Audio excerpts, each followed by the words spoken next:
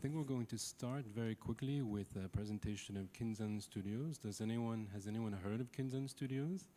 Because you're going to very soon, right? I mean that in the larger sense, not just here tonight. So I would pass this to Pascal Montgevon, the technical director, and then we'll watch a brief film. Oui, bonjour.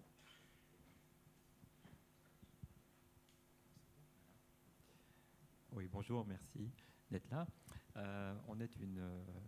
Kinzan est une société de production de contenu. On fait pas mal de contenu, que ce soit des livres pour enfants, des scénarios de films de science-fiction et des choses comme ça, mais on est plus connu à l'étranger qu'en Suisse.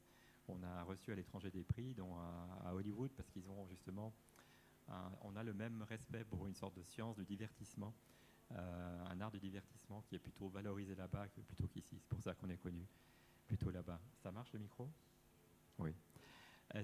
Donc on est une quarantaine à Genève. On se spécialise de plus en plus dans l'animation en temps réel, ce qui nous a rendu compatibles avec la réalité virtuelle. Et donc quand il y a 2-3 ans, la réalité virtuelle est de nouveau arrivée en vogue, on avait déjà du contenu à présenter, ce qui nous a valu une attention internationale pour le contenu qu'on présente. Donc vous allez voir juste un court film sur si vous voulez, notre cœur de business, on va dire, qui est le storytelling. On se profile un petit peu comme le next generation storyteller auprès du monde. Et puis, on vous montre en exemple un nouveau jeu qu'on est en train de sortir qui s'appelle The Lost Pit et qui est un jeu multijoueur online qui sera ouvert à l'e-sport et aux tournois comme ça en VR. Donc, c'est un jeu qui, sur pas mal de plans, représente une première mondiale au niveau de l'interactivité en VR entre des joueurs qui sont distants. Voilà.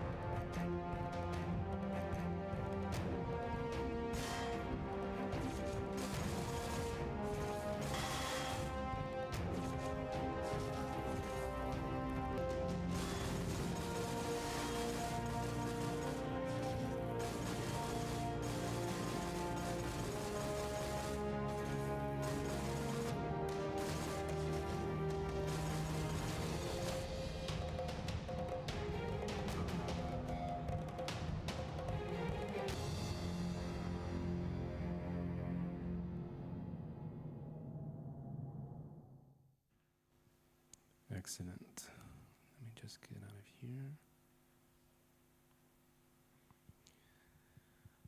So one of the difficulties I have as a moderator is that we have basically 40 minutes left to talk about a vast range of expertise, ranging from AI, advanced warfare, climate simulation, and climate modeling.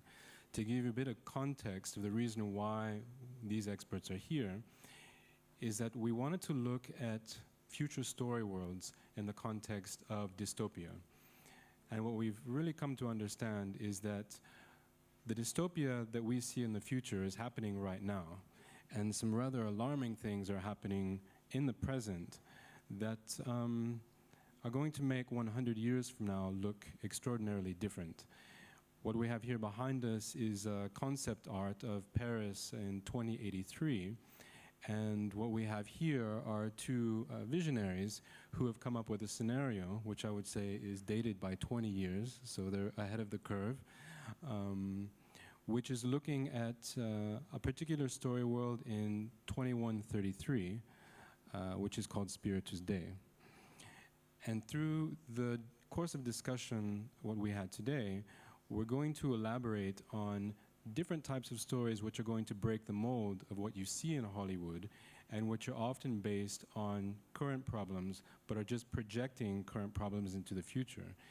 And I think what might surprise you today is that the future will be much more safe than we think it might be and far more wicked than you ever imagined. So what I'd like to do is just pass this to either Pascal or Pascal to present Spiritus Dei, and then we'll speak with our experts about some of the findings. Alors bonjour à tous. Je vais un petit peu expliquer le projet de Spiritus Dei, qui est un film quand même qu'on a écrit il y a à peu près une vingtaine d'années, qu'on relance maintenant parce qu'il devient d'actualité.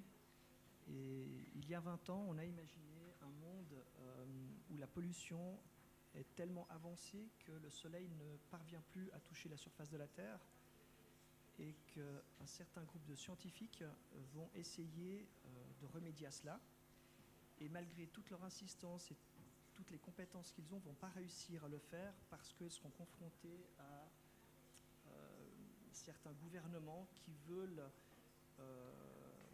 garder pour eux cette information pour pouvoir s'échapper eux-mêmes parce qu'ils savent que la population de la Terre ne peut pas être sauvée. Évidemment, la fin du film, c'est qu'on repart quelques siècles plus tard et qu'on revient au même stade qu'au début du film, c'est-à-dire que on commet les mêmes erreurs systématiquement. Voilà pour ce qui est de Spiritus Dei, et en espérant qu'il sera un jour visible par tout le monde en salle. Just a brief note to the technical team. We have wonderful visuals here on screen, which we do not see up on the cinema screen, if you might be able to address. Again, one of the challenges is the expertise which we have here and the thematic of future story worlds. And so as something of an icebreaker, we're going to break into game show mode, and we're going to play a game called Future Fact or Future Fiction. So our first contestant is Dr. Bob Bishop. In the 2012 science fiction film Pacific Rim, the military constructs giant robots, or mecha, rising 8 meters high to battle a hostile species. Is this a future fact or a future fiction? It's a fact, without a doubt. What else would you like to know about it?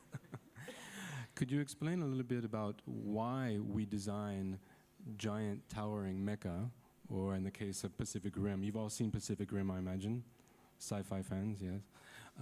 What is it that compels us, or governments in this case, to design these types of structures? Well, there's no limit as to what can be built, and there's no limit to how much intelligence would be involved in any structure in the future. So that kind of combination makes sense, especially if you're fighting an alien race from another planet and you're not quite sure, how to deal with it. I don't think that you put any limits on the size and power of your response. So I believe that it's going to happen, assuming there is an alien race. But the Japanese put Godzilla on the screen many years ago, and I think it did the same thing effectively. So in a way, it's a replay of Godzilla, only an up-to-date version of it. Okay. Jean-Marc Recli, in the 1984 science fiction film Terminator, an artificial intelligence called Skynet overrides the decision-making protocols of the government and then wages nuclear warfare. Future fact or future fiction? Thank you. as there are probably more French speaking in the room than English speaking, I'll do it in French. Donc, c'est un fait réel, actuel. Dans Terminator, il y a deux choses. Il y a les robots sur lesquels que vous avez vus. Et souvent, actuellement, ce qu'on parle, c'est la militarisation de l'intelligence artificielle. Et puis, on fait souvent référence au Terminator. C'est une mauvaise référence. Pourquoi ? Parce que les robots que vous avez vus dans Terminator sont beaucoup trop lents. Il faut savoir que ce qu'on est en train de développer, ce sont des capacités qui permettent d'agir au millième de seconde, ce qui est bien au-delà de votre capacité à réagir. Lorsque vous clignez de l'œil, c'est 150 millisecondes. Lorsqu'un ordinateur dans ce qu'on appelle un algorithme dans high frequency trading, donc trading à haute fréquence, prend une décision, c'est à la milliseconde, c'est 150 fois plus rapide que le clignement de l'œil. Dans le cadre de Terminator, il y a ce Skynet. Donc l'idée, c'est d'avoir un réseau qui gérerait de manière autonome la possibilité de représailles au niveau informatique. Et à la suite des révélations de Snowden en 2014, Snowden a révélé que les États-Unis avaient mis sur pied un algorithme qui s'appelle MonsterMind, qui, dans l'État, serait capable de représailles de manière totalement autonome contre une attaque cybernétique contre les États-Unis. Il y a très peu d'articles sur ce problème, sur cet algorithme, mais juste le fait que des gens au niveau du Pentagone y pensent et ce soit déjà acté montre que nous sommes déjà dans le cadre de ce type de technologie. La technologie existe. Merci Jean-Marc. Et donc, final contestant, Pascal or Pascal. In the 2002 science fiction film Minority Report, federal agents use a forensics database with files appearing as holograms, which are touch sensitive. As Kinzan was one of the first commercial vendors offering holograms to commercial clients, future fact or future fiction? Alors, dans Minority Report, c'est évidemment une fiction, mais je pense qu'on y sera très vite, du fait que les technologies avancent très vite. Et aujourd'hui, la réalité virtuelle ou la réalité augmentée avec des HoloLens, par exemple, permet déjà d'avoir cette espèce de vision devant soi où on peut interagir avec ses doigts. Et ça existe déjà aujourd'hui avec des lunettes. Donc très certainement dans le futur, on pourra avoir des lentilles et puis avoir cette technologie qui sera présente très très vite dans nos foyers, quoi. Je ne sais pas, en tout cas aujourd'hui moi en tant que créatif, je ne sais pas si c'est bien ou pas bien que ce soit dans les foyers, mais une chose est sûre, c'est que beaucoup de gens y pensent et beaucoup de gens vont dans ce sens-là. So to come back to space, or Spiritus Day, we have a planet which is basically covered with carbonite shell, which is restricting sunlight from arriving into the atmosphere. And there is a wealthy elite who have basically decided to vacate the planet and who are living on space stations which are orbiting Earth. And this is a project that you've been working on for 20 years. Several things come up, which are space travel, which are solar radiation and planetary destruction. These are themes which we have seen in several different types of genre films, but what we've learned today is that the Earth in the future, can I see a show of hands, is going to be extremely hot or extremely cold? Extremely hot? And extremely cold. It's a bit tiède. Bob Bishop, do you want to tell us about what the world looks like at 15 degrees Celsius? Well, I think in the story, if there's a sufficiently dense cloud, let's say at the stratospheric level, then radiation from the sun will not penetrate the cloud. And in this case, the Earth will cool. It will cool probably to an equilibrium level of about 15 degrees centigrade, average global surface temperature.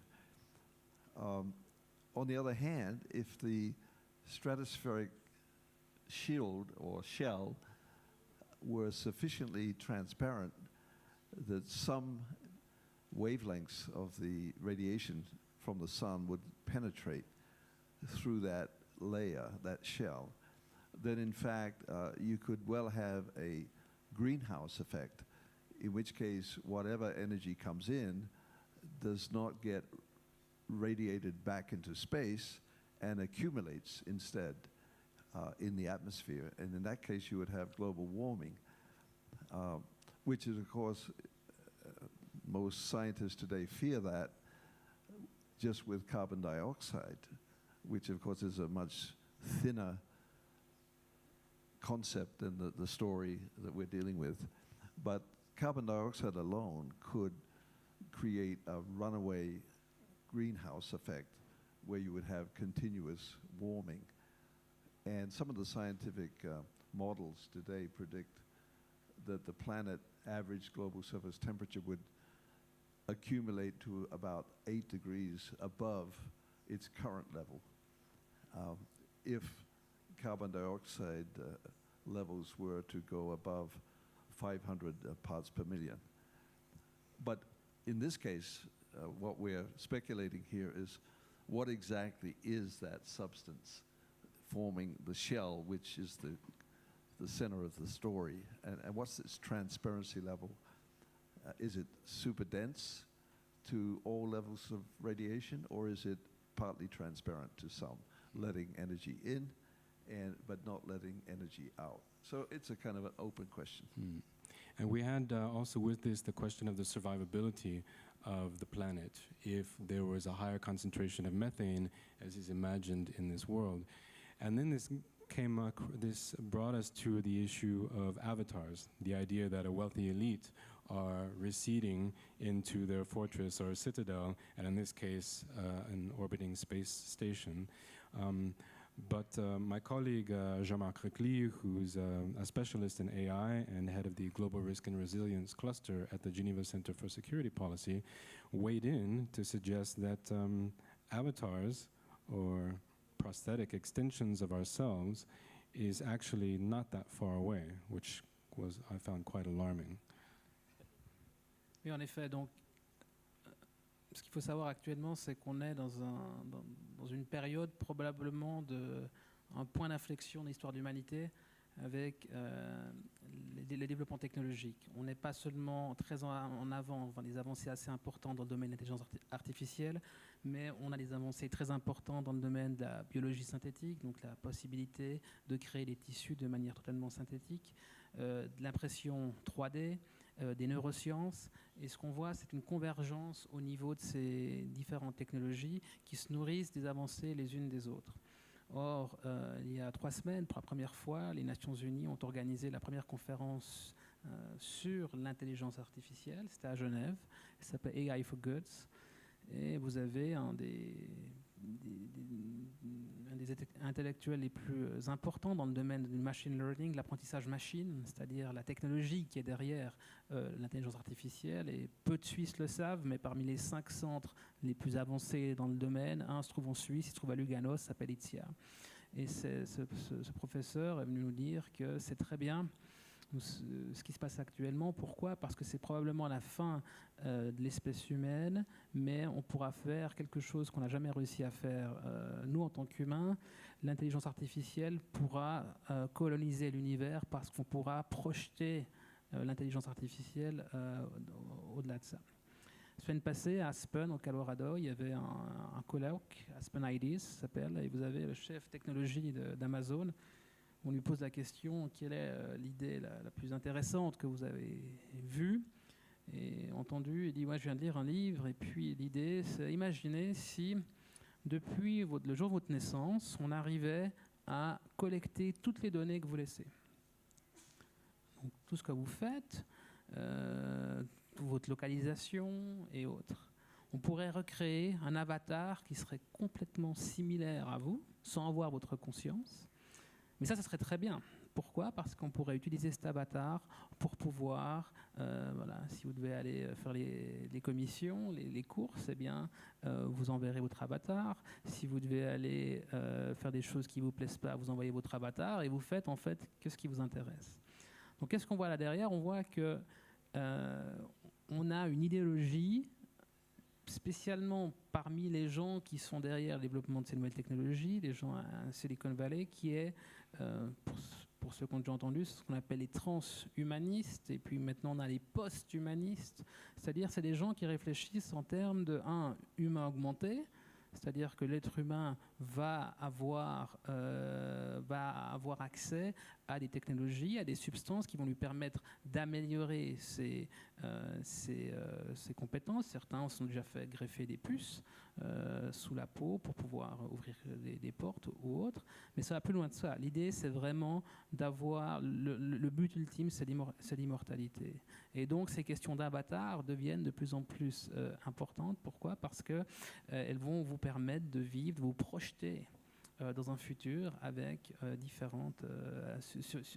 sur différents fronts. Donc ça peut paraître complètement de la science-fiction, mais il faut voir que là derrière, il y a une idéologie qui est en train de se développer, et les gens qui sont derrière cette idéologie sont des gens très puissants, parce que c'est des gens, Sergey Brin par exemple, un des cofondateurs de Google, a comme but l'immortalité et la projection dans le futur. I think one of the critiques which Jean-Marc had was that we do need to think out of the box when we're designing these future story worlds. And we went quite out of the box today. I think we were talking about the bit rate of our consciousness as it travels the speed of light to different universes. This is actually quite difficult to visualize, I think, or even to comprehend, certainly as a filmmaker or as a producer, a VR games producer. Pascal, could you tell us maybe what are some of the challenges of reconstructing these worlds, and why is it important that the viewer, the audience, recognizes the world in which we're sharing? Oui, le problème quand on crée un monde en science-fiction, c'est de quand même rester enraciné dans certaines des réalités qu'on connaît pour faciliter l'identification du spectateur aux enjeux, aux objectifs à atteindre. Parce que de la pure science-fiction, par exemple, où on pourrait se téléporter son avatar quantique, comme on l'a vu ce matin, au-delà de la vitesse de la lumière, plus imprimer des organes aussi à distance, et du coup se reconstituer entièrement, à la fois en fusionnant la conscience et les organes sur une planète distante, nous paraissait un tout petit peu trop loin dans l'abstraction. Et donc on a préféré, pour des raisons aussi de compréhension de l'histoire, parce que notre histoire est quand même basée sur la conscience écologique et notre responsabilité en tant qu'espèce vivante sur la Terre, on a quand même dû fonder ça un peu dans des choses qui existent, et puis prendre ce qui existe et le prolonger un peu. Alors du coup, ça a l'air aujourd'hui, 20 ans après, ça a l'air presque la réalité. On voyait ce matin, oui, so what ? Ce qu'on avait imaginé surtout, c'est que la lumière pourrait devenir une matière première sujette à échange, tout comme d'autres énergies aujourd'hui. Donc ça, c'était intéressant.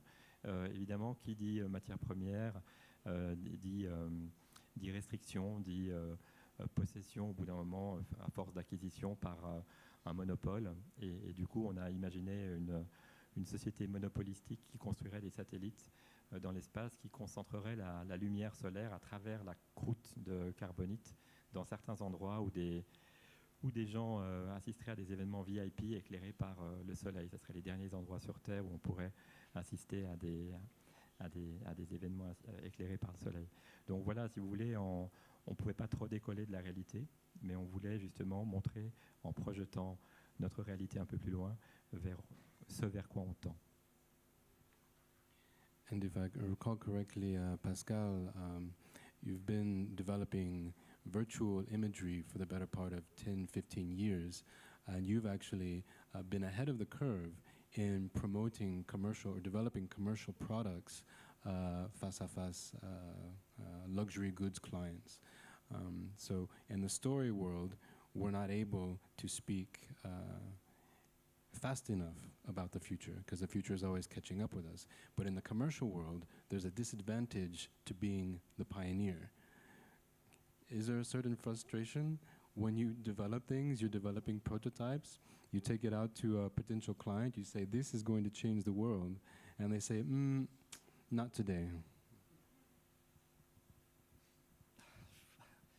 Alors aujourd'hui, quand on développe quelque chose pour des clients, le client, ça m'est souvent arrivé d'avoir des clients qui viennent chez nous puis qui nous disent on aimerait ça. Et puis ils nous montrent des images de la guerre des étoiles, genre avec le petit avatar qui sort sur la table. Et puis ils veulent ça. Mais ils ne se rendent pas compte que ça n'existe pas, parce qu'ils ont vu ça au cinéma, donc ils veulent ça. Puis on a beau insister, leur expliquer, non mais ça c'est un film, ça n'existe pas, c'est pas possible. Il y a des clients qui viennent jusqu'à nous dire, oui mais si vous mettez des lasers là, là et là, je suis sûr que ça marche. Alors on dit oui, ok, on va essayer, et puis après on leur montre tout autre chose, et ils sont contents avec ce tout autre chose. Et c'est aujourd'hui, c'est toujours le cas, en fait. On est toujours confronté à du cinéma qui montre des choses impossibles à faire, mais quand nous, on doit les faire pour des clients, pour le client, c'est faisable, et on doit le faire. Et c'est ce qui nous permet d'avancer, au fait, dans la recherche et développement. Donc, on essaye toujours de trouver des combines qui simulent plus ou moins ce que le client voit au cinéma, en fait. Alors que ce n'est pas du tout la même chose, mais pour le client, il est satisfait de ce qu'on montre. Typiquement, on a commencé il y a 8 ans à faire des hologrammes pour des vitrines holographiques. Quand on m'a justement demandé de faire un hologramme qui sort d'une table, j'ai juste mis un miroir avec un écran dessus, puis ça réfléchit juste l'écran qui est au-dessus, et puis ça diffuse une image autour d'un objet qui est dans la vitrine. Visuellement, ça a exactement le même impact.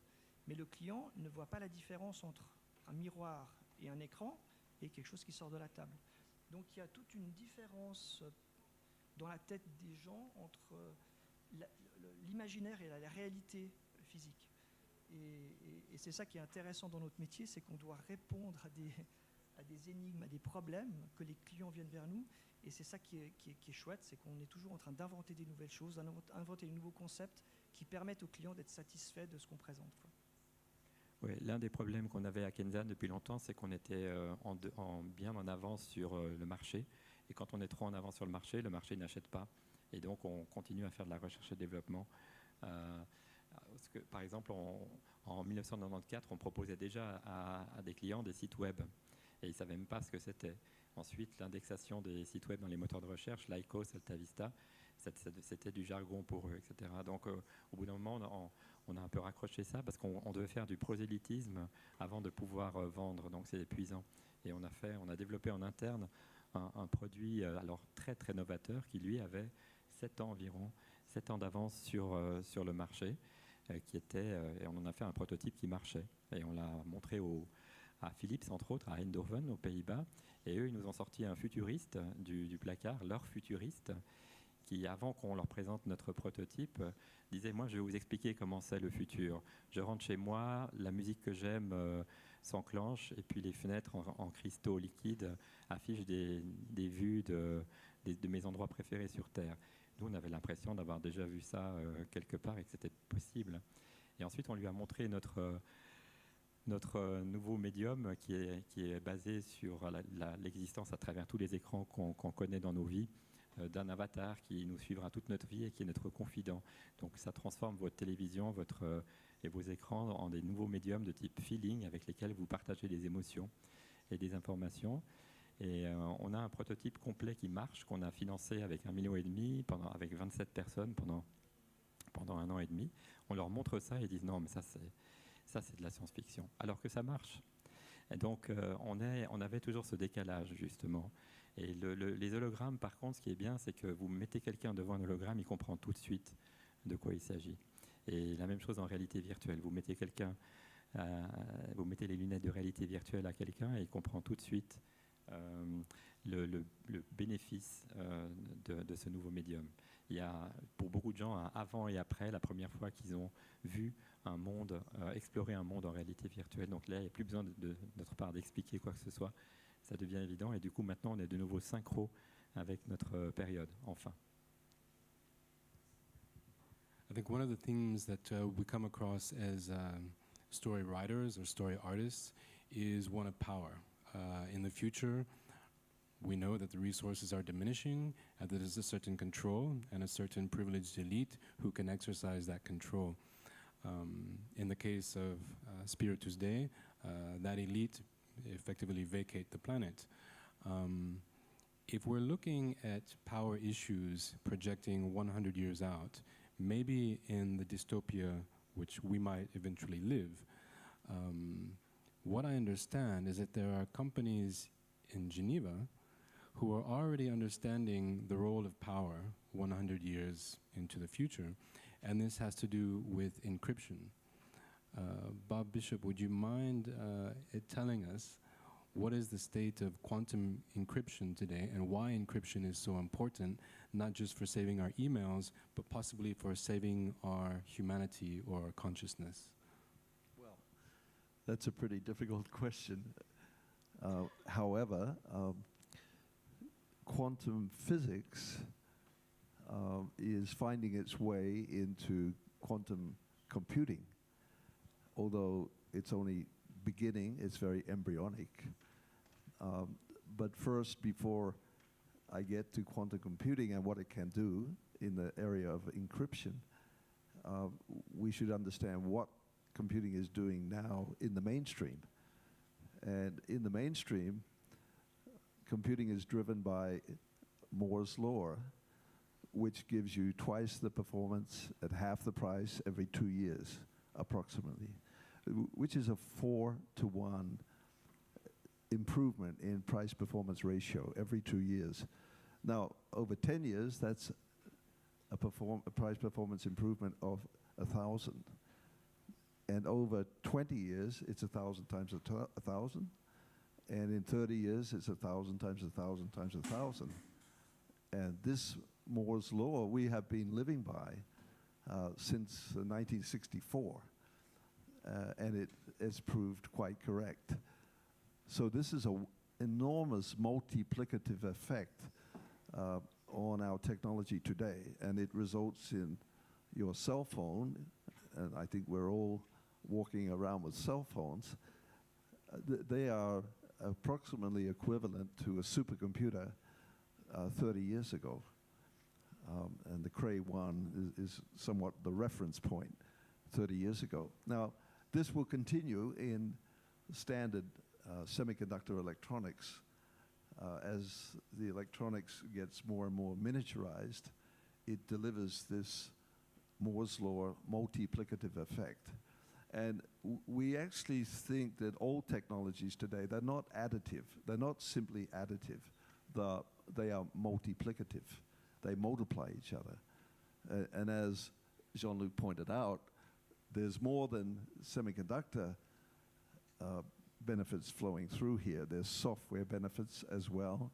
And there is this manufacturing idea of 3D printers as well. In addition, there's all the genomic developments that are taking place in biology. So all of this is converging and it's leveraging, one is leveraging the other. And hence, when you look 100 years ahead, it's very hard to see where we're going to be. There's so many incredible ideas out there. But this issue of quantum encryption, you have to see that there may be a limitation, there may be a barrier with the Moore's law development as the line width, so-called line width in our semiconductor design approaches a single atom width. And when that happens, people say, well, that's the end of Moore's law, because you cannot bring together material in a conducting circuit that would be less than 1 atom thick. Well, that's when we start to think of a new form of computing based on this obscure concept of quantum physics. And if we understand quantum physics correctly, it breaks through a lot of our natural understanding of nature, such that we can have a product which is in two places at the same time. We can have instant connection from one to another, regardless of the distance between these two devices. It's called action at a distance. So in quantum physics, there are a lot of weird effects. And it seems to me that down at the very, very microscopic level inside of an atom, these effects, these physical effects actually happen. There's enough accumulating evidence to say that that's the way nature works at a microscopic level. Now, as computing starts to adopt some of this quantum effect physics into the computation, you get a tremendous acceleration in what the computer can do. If you can generate bits, what I call qubits, that have this obscure characteristic of being either 1 or 0 at the same time, and if you had 1,000 of them operating in your hands and programmable, then you would be able to have a computer that could, in fact, run 2 to the power 1,000 parallel computations and therefore reach a conclusion rather fast. But it would be so impossible right now with today's computing based on semiconductor electronics to achieve that. So quantum computing is a breakout in the way you can deploy parallel computing to get an answer. And you can apply it as a protection device, and you could encrypt things which are super secret, let's say bank accounts, for example. And here in Geneva, we actually have pretty good capability in quantum encryption. It's one of the leading areas in the development of quantum encryption. As you can imagine, it would have enormous military value as well. So just accelerating now to this answer, if we as humans were to put our humanity, our stream of consciousness, our personal history, into a bit stream that floated off into the cybersphere, how would you protect it and prevent it from being hacked? The answer is you would want quantum encryption to give you that protection, because today's protection, as you all know, is not good enough. It could be hacked, what we have today. We have to break out into a super form of protection, and it would This be is a quantum stock encryption. tip for the next 100 years, right? Okay. And then coming back in from 100 years maybe to 5 years out, Pascal, could you tell us what we have to look forward to in VR gaming? Because at present, if I understand, Kinzan is first to market with a squad-based form of gameplay, which is occurring in an arcade, usually in a perimeter of 200 mètres carrés. And this will be in fact, these are portable units, which are increasingly smaller and smaller and smaller. So out of curiosity, how small do they get until we are stuck eventually with the visor, which is the Google Glass or not? Alors, on est en train de préparer, effectivement, on est en train de préparer... ça marche le micro? Oui. On est en train de préparer pour le mois de septembre une première, je dirais, mondiale, ou en tout cas européenne. C'est d'ouvrir une salle à Zurich qui est plus de 200 mètres carrés, 240 je crois, où 12 joueurs peuvent s'affronter ou jouer en simultané dans la même pièce en étant totalement libres de câbles, de tout ce qui est objet, je dirais, qui ne permettent pas d'avancer.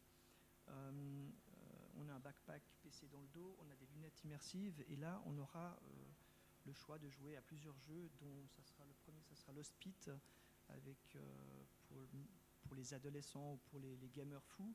Il y aura une version qui sera la version énigmatique, un jeu énigmatique qui est un jeu où il y a c'est plus une escape room qui est destinée aux familles, où les parents peuvent venir avec leurs enfants. On ne sait pas encore quel âge, mais on espère 10-12 ans, c'est ce qu'on va conseiller. Et où là, on sera en train de jouer et où on verra le joueur qui joue avec nous. le futur des jeux, alors on a eu peur, moi j'ai eu peur en tout cas pour ma part de ces lunettes, parce que quand je les ai testées la première fois il y a quelques années, je me suis rendu compte qu'on était complètement isolé. Même si on voit d'autres joueurs, on est totalement isolé. C'est-à-dire qu'on n'a pas aucune interaction avec ce qui se passe. On est dans un univers où on doit tuer des gens et on est complètement immergé dans cette espèce d'univers qui est agressif et où on ne se rend pas compte de où est la limite entre la réalité et ce qu'on est en train de faire. Ce qu'on essaye de faire avec une Kenzan Arena, c'est de faire en sorte que les gens se voient entre eux déjà, de façon à avoir un contact rapproché avec ces gens-là. Et quand on joue en famille, que les jeux soient de type escape room, on doit résoudre des énigmes, où il y a des jeux non violents, et où on doit se partager des choses pour avancer dans l'univers. C'est un autre type de jeu qu'on est on est en train d'essayer de travailler, qui permet en fait à une famille de se réunir plus que de se séparer en mettant un casque. Et ça permet aussi, on essaye que les enfants soient tout aussi contents de jouer que les parents qui jouent avec leurs enfants. Et ça, c'est pas très facile à faire, parce que les enfants sont beaucoup plus vite ennuyés s'ils font quelque chose qui est très lent, et les parents sont très vite agacés quand ça va trop vite. Donc il faut essayer de trouver un match entre les deux qui fait que le jeu soit plaisant et que les gens restent le temps de la partie. Encore une fois, le temps de la partie, c'est 15 minutes. Nous, on a estimé arbitrairement que c'est 15 minutes parce qu'il n'y a aucune règle qui dit on ne peut pas rester plus que 15 minutes dans un casque VR. Alors, il y a des gens qui jouent 2 heures, 3 heures toute la journée, peut-être. Nous, on a estimé à 15 minutes parce qu'au bout de 15 minutes, on estime qu'on a été suffisamment pris par une immersion et qu'il faut en sortir. Donc, même si un joueur veut jouer plusieurs parties de suite, il devra attendre 15 minutes suivantes, sortir 15 minutes et re-rentrer 15 minutes plus tard. Il ne pourra en aucun cas jouer plus que 15 minutes. Mais ça, c'est des obligations que nous, on met en place. Parce qu'il n'y a aucune règle aujourd'hui qui détermine ça, en fait. Et on se rend compte qu'on a encore un énorme progrès à faire pour ces règles, entre guillemets, qu'on doit mettre en place. Parce que il y a des gens qui nous disent « Ouais, mais non, on veut jouer plus que 15 minutes. » On dit « Oui, mais allez jouer ailleurs. » Donc, on doit vraiment... Aujourd'hui, dans la communauté mondiale de la VR, il n'y a personne qui dit « Faites attention à ci ou faites attention à ça. » Ou alors, il y a tout le contraire. Il faut faire attention à ça, il faut faire attention à ça. Et du coup, on n'a plus rien envie de faire ou on ne peut plus rien faire. Ça nous est arrivé quelque chose de très important. On était dans un centre commercial où on présentait le jeu d'un des livres qu'on fait pour les enfants, où il y a un jeu en VR. Et il y a une petite fille de 12 ans, je crois, qui a mis un casque, qui a joué. Nous, on l'a fait jouer parce qu'elle faisait la queue comme tout le monde, donc on l'a fait jouer. Puis un petit moment plus tard, il y a la grand-mère qui arrive toute paniquée en disant « Mais qu'est-ce que vous avez fait à ma fille ? Vous lui avez crevé les yeux. » Mais vraiment comme ça, agressive et tout. Ça m'a pris peut-être 3/4 d'heure pour calmer la grand-mère en lui expliquant que c'était juste un jeu, qu'il ne fallait pas qu'elle panique, que si elle voulait, elle pouvait essayer, elle avait peur d'essayer. Et ça, c'est vraiment très important de voir ces réactions-là, et nous, on doit les anticiper. Et c'est pour ça qu'aujourd'hui, on est très attentif à cette problématique qui est, au fait, l'appréhension qu'a les adultes vis-à-vis de leurs enfants, et surtout que les adolescents, eux, n'ont pas, parce qu'eux, ils jouent 2 heures, mais ils ne se rendent pas compte d'où ils sont. Très probablement, il y aura, dans les futurs jeux, en tout cas, et c'est là où je viens aux jeux futurs, on annonce des blockbusters, des jeux qui existent déjà, en réalité virtuelle, mais on ne se rend absolument pas compte de l'impact que ça aura quand un jour, un enfant qui joue 2 heures devant sa télé, il a sa télé, il a l'univers autour. Il peut jouer 2 heures, ça je ne vois pas de problème, même si c'est beaucoup. Mais quand il est dans un casque et puis qu'il court virtuellement dans une plaine et il est habillé en soldat, puis qu'il doit tirer sur d'autres personnes, puis il fait ça pendant 2 heures, là ça me pose un problème, même en tant que créateur de jeu. Et je pense que l'avenir, il y aura beaucoup de règles à mettre en place qui vont déterminer qu'est-ce qu'on a le droit de faire ou pas en VR. Parce qu'il y aura beaucoup, je pense, de problèmes, pas liés au casque ou aux yeux, ou comme la grand-mère avait peur qu'on lui abîmait les yeux, pas du tout de ce côté-là, mais plutôt du côté psychologiquement, est-ce que les gens vont être addicts à ce genre de jeu, puis ne plus vouloir sortir du casque, en devenir malade et créer des nouvelles pathologies, ou plutôt de réglementer même la conception même du jeu et de mettre des règles, de dire attention, ça on ne peut pas faire. Et là, c'est des questions qu'on se pose aujourd'hui, nous, en tant que créateurs de jeux, surtout en VR, de où est-ce qu'on va et qu'est-ce qu'on peut ou pas faire vis-à-vis des parents qui ont des enfants et qui vont venir jouer dans nos salles. Voilà. Yeah. And I think VR will probably have a very important role in future dystopia because it will allow us to escape from this. And so we'll see what's happening both at Kinzan and the future. As we do have a few minutes left for Q&A, if you have questions about the future, if you have questions about... I'm sorry? Oh, sorry, Jean-Michel. Et juste pour adresser ce problème-là, qui est réel, mais je pense que on peut même aller un cran plus loin. En 2014, l'Université de Cambridge a fait des expériences sur la mémoire des souris, et ce qu'ils ont réussi à faire, c'est d'effacer la mémoire dans certaines souris et insérer une mémoire, donc une expérience que la souris n'avait jamais vécue dans sa mémoire. En 2014. Et cette technologie-là est maintenant utilisée dans le domaine neuroscientifique, mais des applications militaires. Et puis maintenant, on parle de ce qu'on appelle les mind capturing devices, donc les armes qui seraient capables de capturer votre esprit. Et je pense que l'avenir de ce type de jeu, probablement, ne sera pas la réalité virtuelle, ce sera une immersion totale avec votre cerveau. En 2015, on a réussi à on a pris une personne qui était tétraplégique, donc elle ne pouvait plus bouger ses membres. On lui a mis des capteurs sur la tête. Elle a réussi à faire voler uniquement avec son esprit un chasseur F-35, qui est donc un avion de chasse de la dernière génération, uniquement sur le simulateur. Donc maintenant, on est déjà capable de lire de votre pensée. Il y a beaucoup d'expériences qui ont été faites pour essayer de deviner votre code PIN pour votre carte bancaire. Si on vous met des électrodes, on arrive quasiment à lire ce que vous pensez. Donc dans le futur, on va probablement aller vers ce type de jeu où on sera en immersion complète et puis d'un point de vue neurologique. La deuxième chose par rapport à ce que vous dites, c'est le problème de la gouvernance internationale et c'est la régulation. Et dans le domaine de l'application militaire d'intelligence artificielle, ceci c'est un gros problème. On va faire les mêmes problèmes liés à ce dont vous aviez parlé avec l'industrie du jeu. Parce qu'on voit que ces technologies, au contraire de la bombe nucléaire, où vous preniez quelques centaines de scientifiques, vous les mettez dans un désert, vous dites voilà, vous produisez une bombe nucléaire. Les technologies actuelles sont produites dans le secteur privé et elles sont un double usage. Et dans le domaine de la militarisation de l'intelligence artificielle, depuis 2014, l'ONU essaie de légiférer là-dessus. Il n'y a aucun consensus sur ce qu'est l'intelligence artificielle et surtout dans quel degré de législation on peut développer. Et ça va être une problématique fondamentale parce qu'une technologie qui est développée, prenez l'année passée le AlphaGo, qui est un algorithme qui a battu le deuxième meilleur joueur de Go du monde. Le jeu de Go, c'est le jeu le plus compliqué que vous pouvez avoir parce qu'il y a plus de possibilités que d'atomes dans l'univers.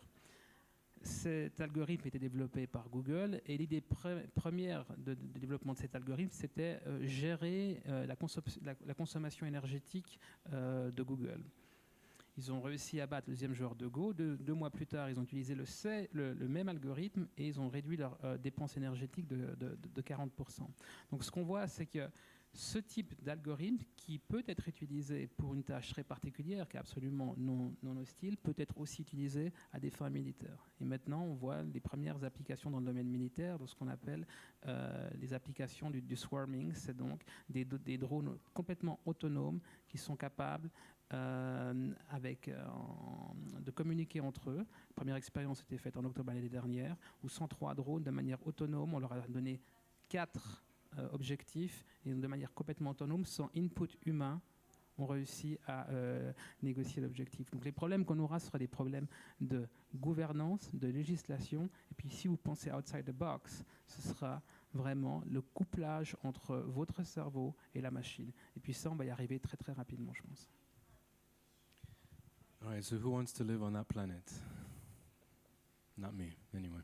Thank you, Jean-Marc, for this very colorful view of the future. We can go to Q&A if we have time for 2 questions. Who's the lucky winner? I don't see very well, so you're going to have to like shake your hand or just speak out. Monsieur. Oui, allô. Pour les lunettes de réalité augmentée, on parle souvent de personnes qui ont eu des malaises à partir d'un certain temps de jeu ou d'immersion.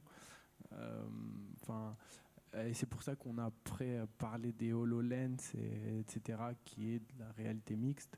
Alors, par rapport à votre expérience et des gens que vous avez vus parler de personnes qui ont joué pendant plus de 2 heures ou de personnes qui ont joué plus de 15 minutes, quelle est votre expérience par rapport à cela, quoi? Il y a 3-4 paramètres différents qui créent le malaise. L'un des paramètres, c'est le décalage entre ce que vous faites et ce que vous voyez. Par exemple, un mouvement de tête vers la droite ne serait pas immédiatement retranscrit par un affichage vers la droite de l'écran. Et donc, votre cerveau a l'impression que vos sens ont des difficultés de coordination et du coup provoquent des effets de vomissement et des nausées. Il y a aussi le rythme en images secondes. C'est-à-dire on ne peut pas descendre en dessous d'environ 90 images secondes, on va dire pour simplifier, ce qui implique un grand pouvoir de calcul. Mais si on ne descend pas en dessous de cette limite, on limite justement les risques de nausées. On a aussi la possibilité maintenant de stimuler l'oreille interne en faisant bouger le joueur exactement en synchronisation avec ce qu'il fait ou ce qu'il voit. Et du coup, on donne au cerveau, on réconforte, si vous voulez, la boucle de perception comme ça, par le fait que ce que vous voulez faire, vous l'avez fait, votre corps le fait aussi, vous le voyez aussi, et du coup, il y a une sorte de renforcement automatique de la perception qui est rassurant pour l'organisme. Donc tout ça participe on va dire, au confort physiologique du spectateur. Et nous, on teste évidemment nos jeux et nos expériences sur des cobayes. Et il se trouve que notre CEO est le gars le plus sensible au monde au malaise, c'est-à-dire en conduisant sa Jeep, il est déjà mal. Donc, alors lui, c'est pas un bon benchmark parce que c'est le pire. Mais on a fait, par exemple, pour Dupont, une grosse expérience VR de 7-8 minutes qui consistait, c'est le pire des exemples, parce qu'on était au volant de 4 véhicules différents et on avançait. Et comme vous ne pouvez pas vraiment avancer avec votre corps, il y avait justement le danger d'un malaise pour les gens. Donc on a vraiment testé ça en interne et en externe avant de sortir l'expérience. Il y a 2200 personnes qui ont essayé, qui ont traversé l'expérience lorsqu'elle a été montrée en première mondiale et aucune n'a eu un malaise. Donc c'est possible de réguler tout ça en faisant beaucoup de recherche et développement et pour arriver à une optimisation en fonction de nos réactions. Mais il faut voir aussi que les gens commencent à s'habituer à la VR et qu'après quelques heures ou quelques jours de jeu en VR, nos organismes sont de moins en moins sensibles au mal, justement, au malaise de la VR, et que c'est comme si notre corps s'habituait petit à petit à un nouveau médium et à ses faiblesses, en guillemets, en les combattant automatiquement et en déjouant les perceptions justement qui conduiraient à des nausées. Merci, Pascal. I'm sorry, do we have time for one more? Do we have Monsieur?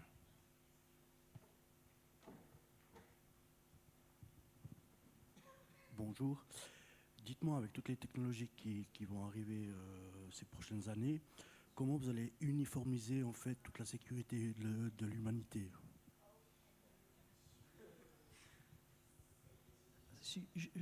Comment on va uniformiser la sécurité de l'humanité? Voilà, dans le sens, déjà avec tout ce qu'on voit avec le web, est-ce qu'il y a de moins en moins de sécurité pour chacun et chacune? maintenant, avec toutes ces technologies, comment ça va se passer? Question pour... Bah, c'est une bonne question et c'est un peu ce qui fait peur parce que finalement,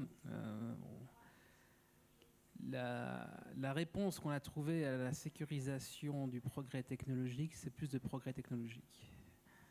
Et donc maintenant, on est dans une ère où, à l'horizon 2020, vous aurez le premier ordinateur, à peu près que vous pouvez payer $1000, qui a la capacité de calcul d'un cerveau humain. Avec ce que disait Bob, la loi de Moore, si vous faites la projection, à l'horizon 2045, vous aurez un processeur qui aura la même capacité de calcul que tous les cerveaux humains réunis sur Terre. Donc là, on parle de 27 ans. Donc qu'est-ce qu'on est en train de faire? En même temps qu'on a ce développement très important dans le domaine de la capacité de calcul, on a aussi un développement très important dans la génération de données, ce qu'on appelle le big data. Et donc vous avez peut-être entendu parler de ce qu'on appelle l'Internet des choses, les objets connectés. Ces objets vont générer de plus en plus d'informations. Pour pouvoir gérer ces informations, on devra recourir de plus en plus à l'informatique pour éviter qu'on ait des crashs. Donc le risque d'un crash systémique, c'est-à-dire que vous avez un bug dans la ligne de code qui va faire crasher tout le système, est de moins en moins non négligeable. Et ça, c'est des problématiques sur lesquelles on doit travailler d'un point de vue technique. Alors, on investit beaucoup dans le domaine de l'intelligence artificielle pour pouvoir gérer ces problèmes. Mais il y a tout le problème autre qui est de la manipulation de ces technologies par des gens qui sont mal intentionnés. Alors, lorsqu'on a développé, je reprends toujours les armes nucléaires ont été limitées à un savoir-faire très particulier qu'uniquement les États pouvaient développer. Lorsque vous prenez maintenant les algorithmes, c'est des lignes de code. Vous avez peut-être entendu parler de Stuxnet, qui était un virus qui a probablement été développé par les Américains et les Israéliens, qui a été développé dans le but de neutraliser les centrifugeuses nucléaires iraniennes. Une fois que ce virus a été lancé, c'est comme un virus biologique, c'est-à-dire qu'il peut muter. Et plus personne n'a le contrôle sur ce virus. Et donc, pour répondre à votre question, on n'a aucun moyen. On n'a aucun moyen, pourquoi? Parce qu'on a des systèmes de gouvernance qui sont de loin imparfaits. Les systèmes de gouvernance actuels, c'est l'ONU, c'est 1945, donc un environnement très très différent de ce qu'on a actuellement. Et d'autre part, l'accès à ces technologies par des personnes mal intentionnées est simplifié. Les premiers éléments, par exemple, de ce type de problème sont actuellement ce que vous voyez en Irak ou en Syrie. Vous avez l'État islamique qui s'est approprié des drones que vous pouvez acheter sur le marché pour quelques dizaines ou centaines de francs. Ils ont commencé à les armer. Alors, ça n'a pas un impact très important, mais par exemple, la bataille de Mossoul, en une semaine, par exemple, ces drones ont tué environ 39 personnes. Maintenant, ça donne juste un exemple de la façon dont une technologie qui peut être utilisée à très bon escient peut être aussi détournée. Et lorsque la technologie liée aux intelligences artificielles va être détournée, peut-être que vous vous rappelez l'année passée du chatbot de Microsoft, TAI. Donc on l'a mis sur le marché et puis moins de 24 heures après l'avoir mis en fonction, on a dû l'arrêter. Pourquoi? Parce qu'il avait été nourri par des informations très racistes. Et à un moment donné, il dit voilà, Hitler était une bonne personne, il a eu raison de tuer les Juifs. Donc à l'ONU maintenant, je reviens à cette discussion juste pour montrer où on en est déjà sur une discussion de 5 jours sur ces problématiques de militarisation de l'intelligence artificielle. Les 2 premiers jours de la conférence sont basés sur l'éthique. Quelles seront les valeurs que l'intelligence artificielle va avoir? Comment est-ce que l'intelligence artificielle va nous considérer? Donc vous voyez, on n'est plus dans la science-fiction, on a des problèmes très contemporains, très réalistes, mais le problème que vous avez soulevé, c'est un problème monstrueux et personne n'a la solution. Et je pense qu'à un moment donné, ça va casser. Mais si ça casse, ça aura des conséquences très importantes. Merci Jean-Marc. encore pour cette La vie en rose. I want to thank everyone for coming here today.